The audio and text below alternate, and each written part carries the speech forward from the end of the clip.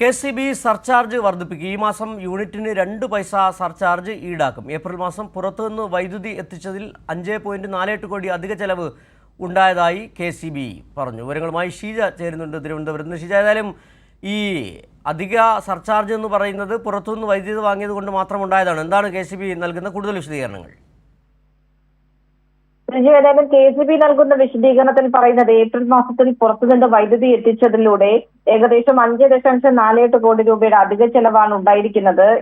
ഇത് ആ രീതിയിൽ കവറപ്പ് ചെയ്ത് വരണം എങ്കിൽ കെ.എസ്.ഇ.ബിക്ക് ഈ രീതിയിൽ സർചാർജ് ഈടാക്കി മുന്നോട്ട് പോകേണ്ടി വരും എന്നുള്ള കാര്യം തന്നെയാണ് കെ.എസ്.ഇ.ബി. വ്യക്തമാക്കുന്നത്. കഴിഞ്ഞ മാസം യൂണിറ്റിന് 1 പൈസയായിരുന്നു സർചാർജ് ഈടാക്കിയത്. അതിപ്പോൾ ഈ മാസമായപ്പോൾ യൂണിറ്റിന് 2 പൈസ എന്ന രീതിയിൽ സർചാർജ് ഈടാക്കാനാണ് തീരുമാനം. അതാണ് ഇപ്പോൾ കെ.എസ്.ഇ.ബി. അറിയിച്ചിരിക്കുന്നത്. പ്രതിമാസം ദ്വൈമാസ ബില്ലുകാർക്ക് ഒരേ സർചാർജ് ഈടാക്കാനാണ് നിലവിലിപ്പോൾ കെ.എസ്.ഇ.ബിയുടെ തീരുമാനം.